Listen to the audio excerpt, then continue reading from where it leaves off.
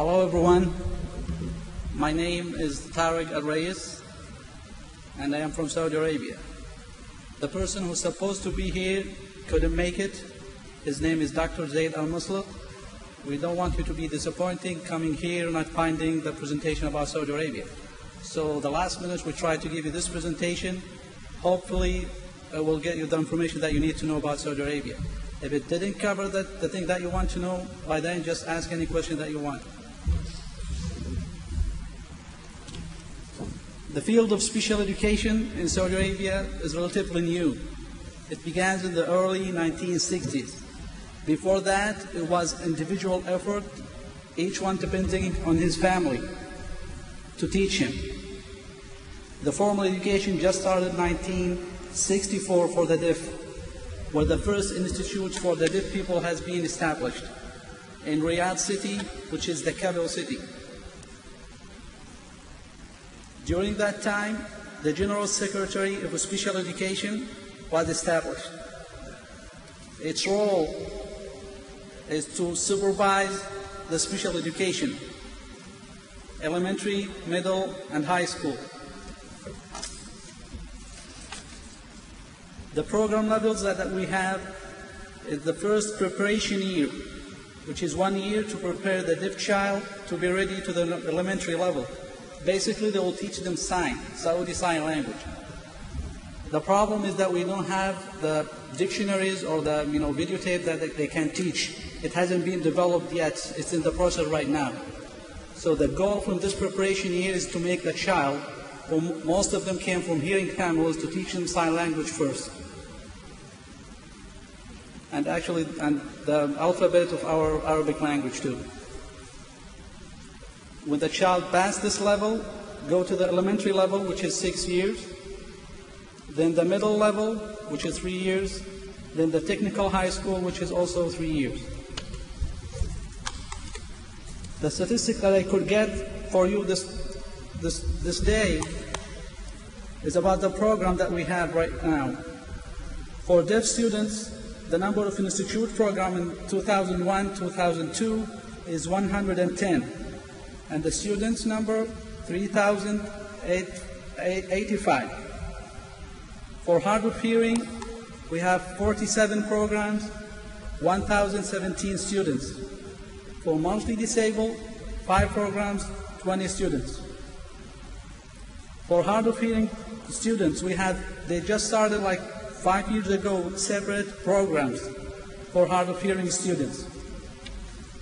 Those who have moderate hearing loss, they will be put in special classes in the regular classroom, where they will be taught through only speech. There will be no sign language allowed. And actually it was the parents who try to get such programs established. The transition, as you can see from the statistic, there is a big movement right now in Saudi Arabia toward mainstreaming. The main goal for the mainstreaming is to provide programs for deaf students who live in the remote areas, who cannot have a residential school in their cities, their small towns. So instead of the whole family moving to a big city, they have a self-contained classroom in the regular classroom, where they have deaf students together. So that was the main goal from the mainstreaming program. Therefore, the role of the residential school starts to change right now. Many students, instead of moving, getting all together in the big cities, go to residential school, now they have the mainstream program, in their cities. So the number has been decreasing in the residential school right now. Therefore, they started to change the role to be more as a resource center that serve, the local area school and the mainstream program if they need any further assistance from the teachers there, and also to serve multi-disabled students, deaf, blind, and others.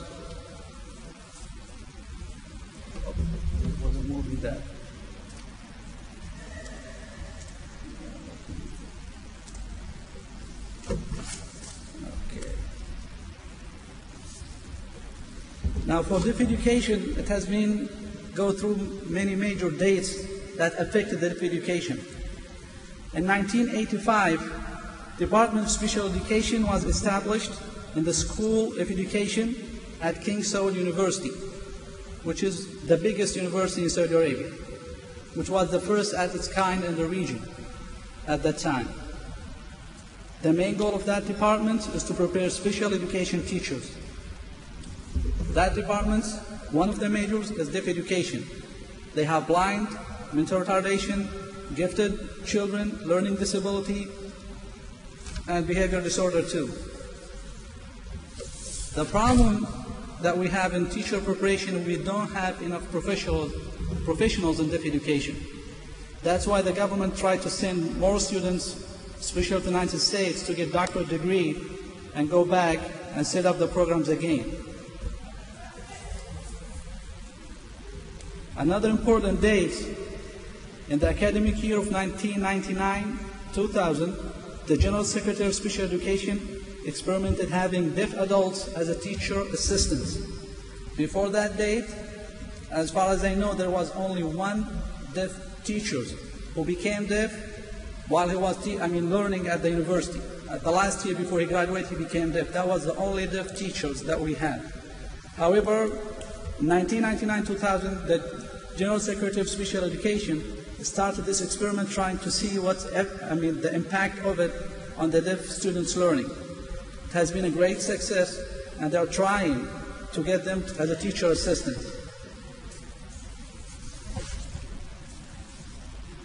The other important dates is 1999, the Saudi Deaf Sports Committee has been formed.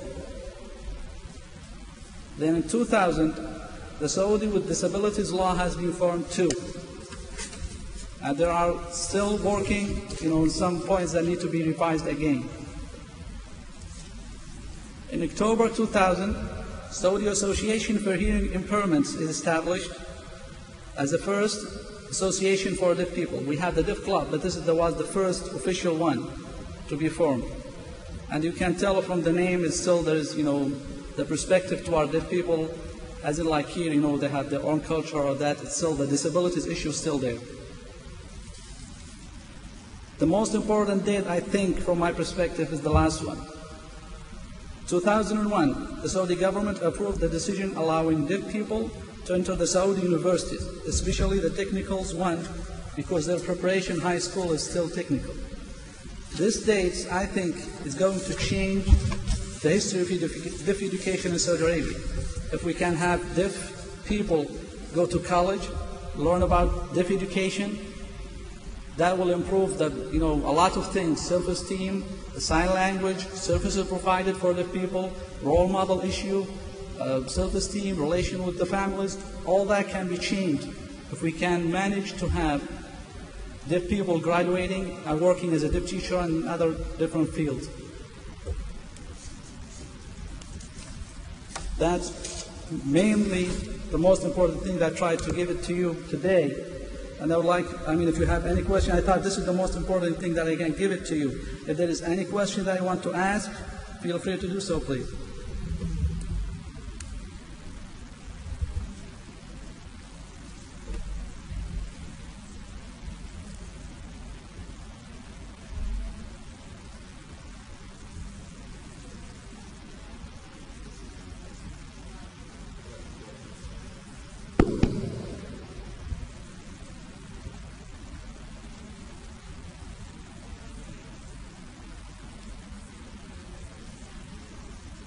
I'm wondering if at this time there are any deaf people attending the university, and if so, are they provided with interpreters? Again, please. Are there deaf people attending the university now, and do they have interpreters? Now, not yet, as the decision has just been established. So they are in the process of working toward that. We don't have, programs for interpreters. The Deaf Club is working toward that. Again, our main problem, we don't have enough professionals working in that area, so it's just actually developing. Before, it was like, individual effort trying, to work hard, was imitating the same regular education for regular students and apply that, with, smoothing the curriculum for the students using the sign language that they know. So that's the problem. We do have, the government sent some deaf students here to the United States. There are a couple of Saudi students here at Jaaludit University who's learning. Hopefully, when they go back home, they will work together with the deaf community back home to, improve the whole thing. Okay, when a deaf person enters the university in Saudi Arabia in the future, will the government provide interpreters? Yeah, it's supposed to be providing interpreters too, yes. And there will be a full support to them. I mean, there will be paid monthly allowance, for them to go to college. So they're trying to encourage them to do so.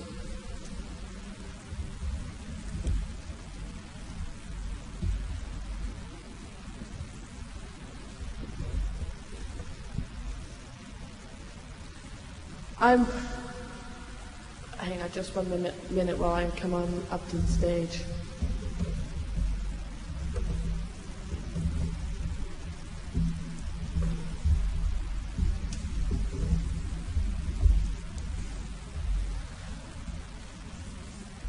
I'm very glad to hear about the growth of their educational system for deaf children in Saudi Arabia.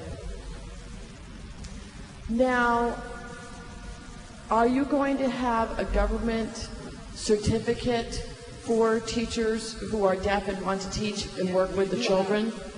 We do have now, students going to special education department in King Saud University, when they graduate, have a certificate as a teachers for the deaf. So when they go there in the same program, they will have the same certificate too. But we need to focus on the preparation more on the sign language. In the past, we haven't been focusing on that issue. From now on, the focus will be more on, in the sign language, to get the students more skillful using the sign language before they can, actually go and teach. Perfect. That's good news. Thank you.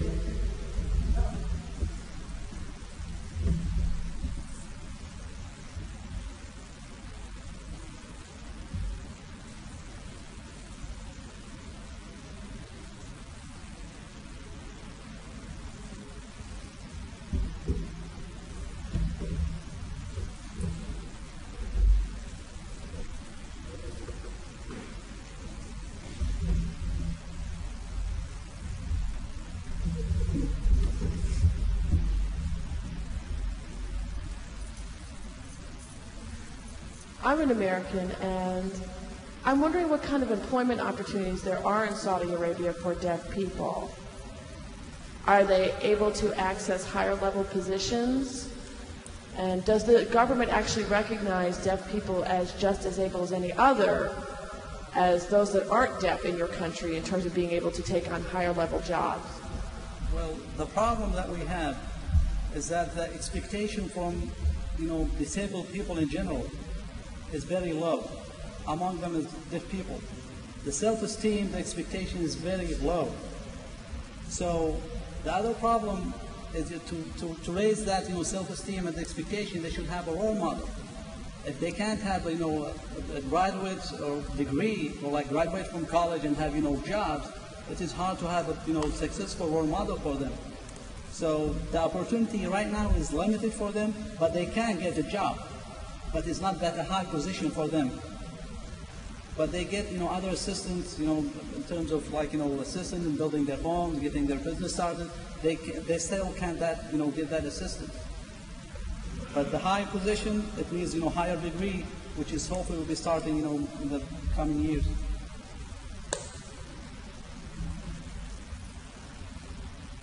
Have you thought of recruiting deaf people from other countries that could serve as role models, even though they're not of the native country of Saudi Arabia? They still are deaf, may hold higher level positions and degrees, and therefore be role models on a more international level. Just a suggestion, something to think about. The problem, as I told you, it's that the Department of Special Education established 1985. It was the first in the region.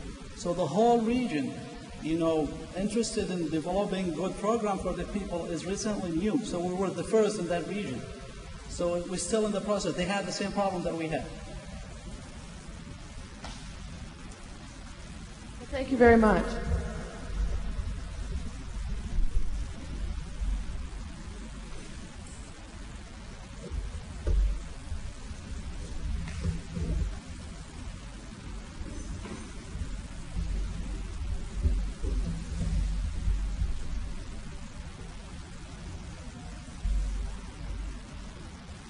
My name is Abdul. I'm from Saudi Arabia, attending Gallaudet, majoring in political science.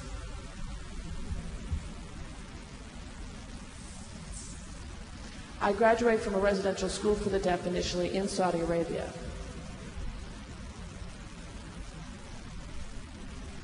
When you talk about employment opportunities for deaf people in my country, I'd like to address that issue a little bit.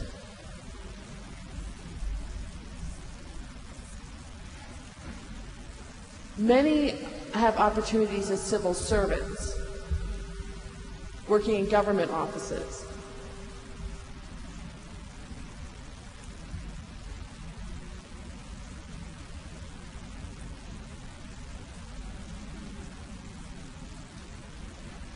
That is one of the few places that deaf people actually can work up the promotional scale and earn higher incomes and have higher level positions. They don't experience the same kind of oppression or lack of appreciation for their abilities as they might in society at large.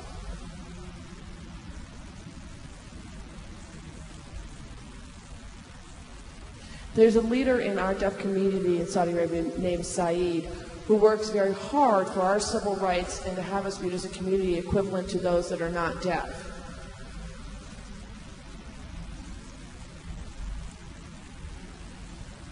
Let me give you an example. I graduated from my residential school for the deaf, and that did not include a high school, so I'd not yet had the opportunity to attend high school. So I actually ended up taking a job as a secretary.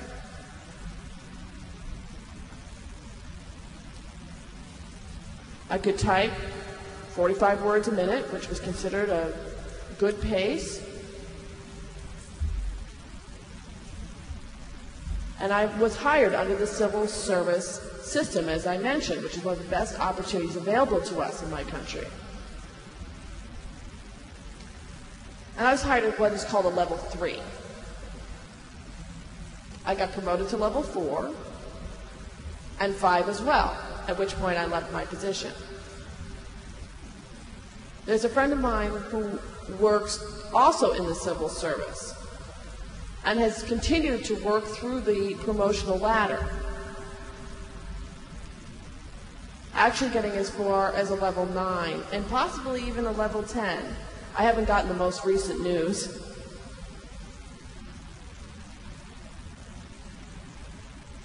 I'm just checking with my colleague. He is at a level 9. So he started at entry at level 3 and has actually been able to work his way up to level 9. So I somewhat disagree with the presenter in saying that there are not those kinds of job opportunities for deaf people. I actually think there are, and Saeed has written a great deal and promoted and done advocacy around promoting the civil rights and sense of equality for deaf people in our community.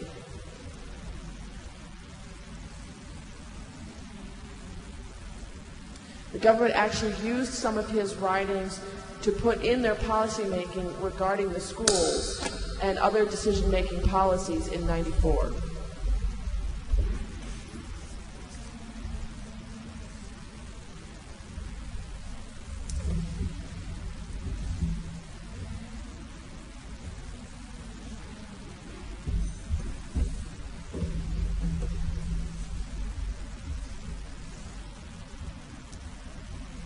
I studied religion and always found it a fascinating topic. I know in America we a great deal often talk about religion in the sense of saving one's soul. And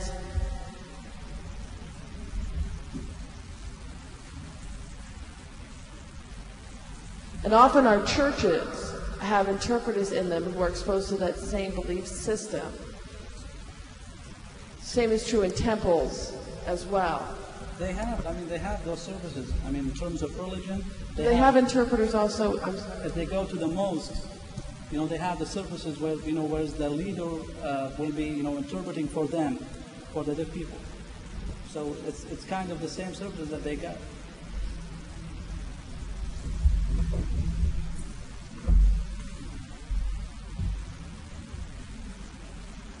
Any question? I know it's kind of short. I'll try my best. I just known about this morning. I want you to be disappointed. Hopefully you got what you want to know.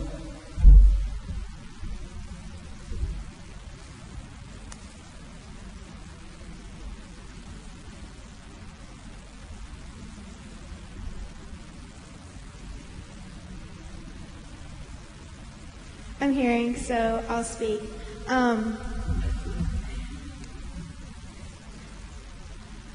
My question is, in the primary education, the lower, the middle school, and the high school, will the girls and the boys be offered equal opportunity in their education? Will they be given the same education, the boys and the girls, throughout their development in the school system? It's exactly the same. Boys and girls, they have separate school, yes, but the same system is applied for both of them. Okay, thank you. You're welcome.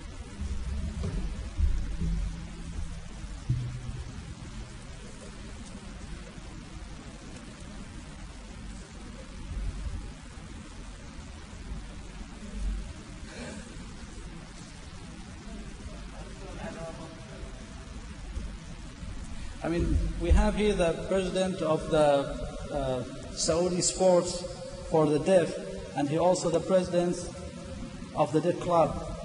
He wants to talk about his experience, being president of those both organizations.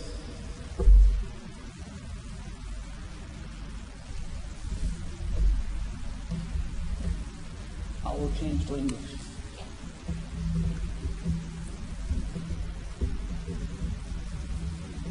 Yeah, I will translate.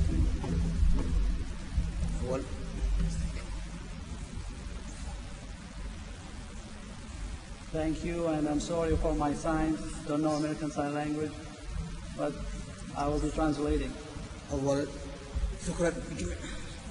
Thank you for you all being here. We are deaf people, came from Saudi Arabia. We are the same deaf people around the world.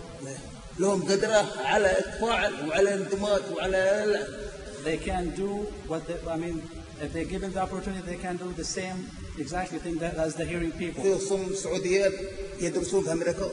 We have deaf Saudi students, studying here in the United States.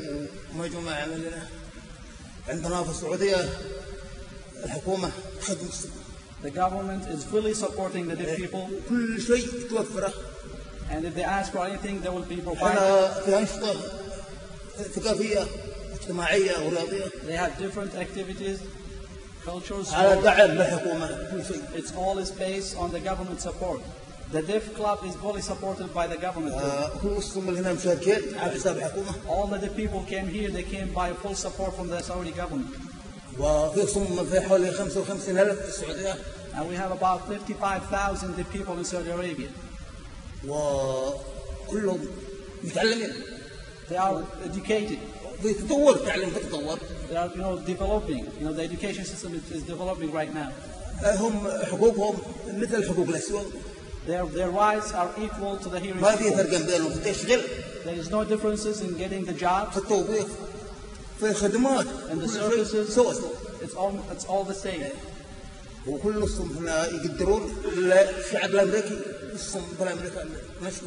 And the deaf people from Saudi Arabia is really appreciating the chance being here and thank the American people for their in America too. And the relationship between the Saudi government and the American government back to 50 years ago, and they're very well connected and related to each other. And he thank you all again. Thank you.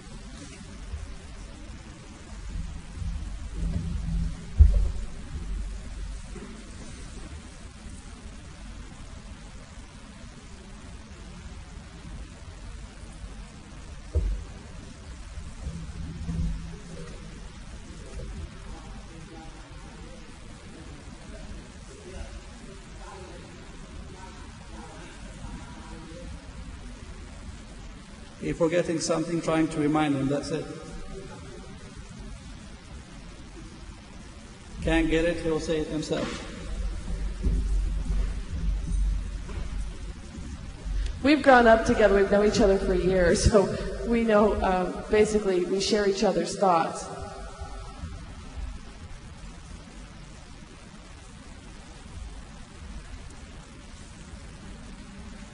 The United States government and the Saudi Arabian government have actually been working together to bring our students to Gallaudet University. Have been very supportive of that collaboration. We've only had about 7. That happened in 1989, and we've had that collaboration ever since. And just to add to the government support, they sent about 5 in deaf education major to get their master's and the doctoral degree in deaf education and go back home, trying to help setting up the program the way it should be.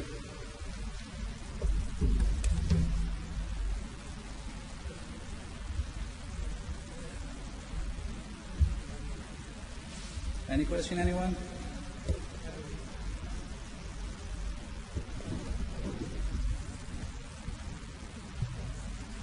I don't exactly know how to phrase my question, but I guess what I wanted to ask was, it seems like you mentioned before that that the government is very supportive of deaf people and of deaf education.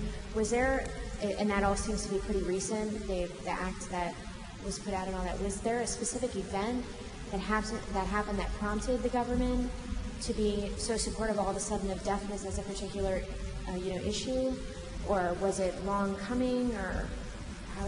Well, as I told you, it's the 1960s. The way the field of special education started, there were a couple of blind people who learned Braille, from friend of them who came from Iraq or I don't know which country. Then started teaching each other as a blind people. Then when the government recognized that, they established, special classes for the people, in the early 1960s. When they had set up those classes for blind, they said, okay, what about the people? What about mental retarded? That's the way how it started, the special education. Since they started it, they try to improve each year, trying to, getting started and trying to improve. And, we're still working not only in the field of special education itself, but also to improving the education in general in Saudi Arabia, trying to get, all the recent technology and all that stuff. Okay, thank you. You're welcome.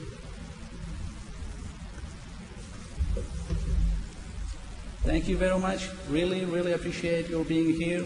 And I'm sorry about this short presentation, but that almost what I could got this morning. And I hope that you got all what you want to know. Thank you very much for coming here. Thanks a lot.